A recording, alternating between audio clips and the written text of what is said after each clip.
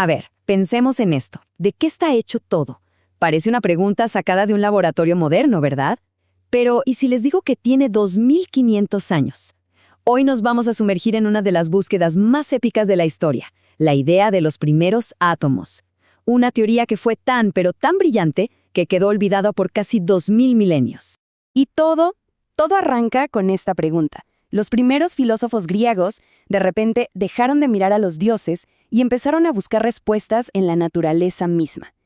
Este fue, digamos, el punto de partida de una increíble historia de detectives cósmicos.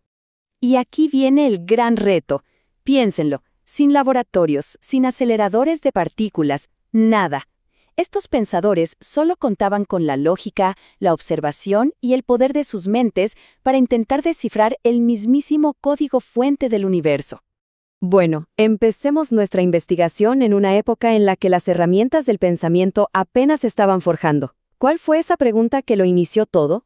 El concepto clave, la palabra que tenemos que entender es arché. Ojo, no era solo un material, era el principio fundamental, eterno, inmutable que lo explicaba todo. Era, por así decirlo, el sospechoso principal de este misterio universal. Y esto fue un cambio monumental. Se pasó del mitos, donde los mitos y los dioses explicaban el mundo, al logos, donde la razón y lo que se podía observar en la naturaleza eran la nueva guía, una auténtica revolución para la mente humana. Avancemos un poco para conocer a los primeros sospechosos de nuestra historia, los monistas. Cada uno estaba convencido de que un único elemento era la clave de absolutamente todo. El primero que se lanzó a proponer algo concreto fue Tales de Mileto. Su elección, el agua. Y tiene su lógica, ¿no? Vio que es esencial para la vida y que además puede transformarse en hielo, en líquido, en vapor. Por primera vez, alguien daba una explicación natural, sin meter a los dioses en el asunto.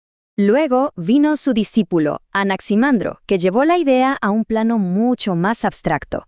Para él, el arjé no podía ser un elemento que conocemos, tenía que ser algo que llamó el apeiron, una especie de caos primordial, una sustancia infinita, sin definir, de donde salía todo lo demás. Y después, Anaxímenes volvió a algo más tangible, el aire.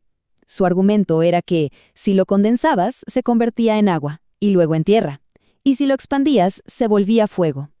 Era un solo principio que, según él, lo explicaba todo. Pero, justo cuando la investigación parecía que iba por buen camino, ¡pum!, se toparon con un obstáculo filosófico gigantesco, una paradoja que lo complicó todo. Por un lado, teníamos a Heráclito. Para él, la esencia del cosmos era el cambio constante, y lo simbolizaba con el fuego. Su famosa frase, Panta Rei, resume su idea a la perfección. Lo único que no cambia es que todo cambia.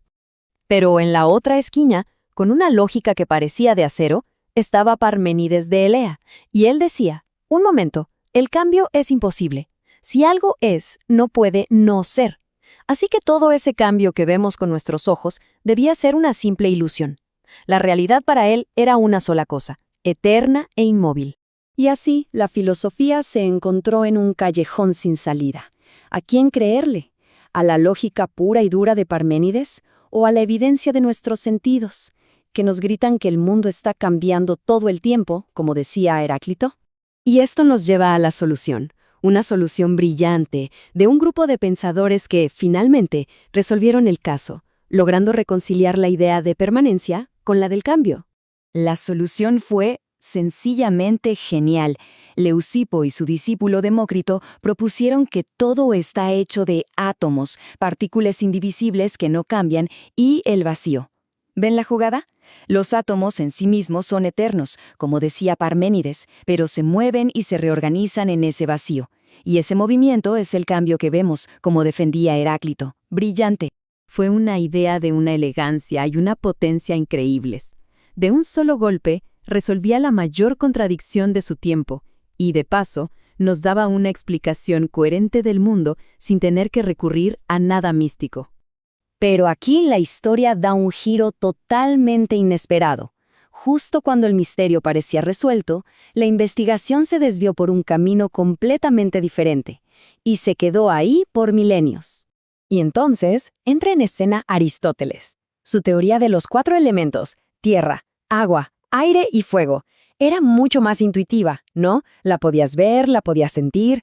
No necesitaba de partículas invisibles, ni de un concepto tan raro como el vacío. Era más fácil de aceptar. El impacto de esto fue, tremendo. La física de Aristóteles dominó el pensamiento occidental por casi 2000 años. 2000 años. Y durante todo ese tiempo, la brillante idea de los átomos quedó, pues, prácticamente olvidada en un rincón de la historia. Pero las grandes ideas, a menudo, encuentran la forma de volver. Y para terminar esta historia, vamos a ver cómo esa antigua pista fue redescubierta, reabriendo el caso miles de años después. Esta línea de tiempo lo resume todo a la perfección. Una idea increíble de Demócrito, eclipsada por siglos por la gigante figura de Aristóteles, y finalmente resucitada en el siglo XVII por pensadores como Pierre Gassendi. Ellos le prepararon el camino a John Dalton, quien en el siglo XIX sentó las bases de la teoría atómica científica que conocemos hoy. Y esto es lo más asombroso de todo, la increíble visión que tuvieron estos filósofos. Sin un solo experimento, solo con el poder de la razón, postularon que existían unidades fundamentales, que la materia se conservaba y que el cambio era solo una reorganización de partículas. Es que son, literalmente, los pilares de la química y la física modernas. Y así terminamos. No con una respuesta, sino con una pregunta que nos deja pensando. La historia del átomo nos enseña que a veces las ideas más profundas ya están ahí, esperando el momento justo para que las volvamos a entender.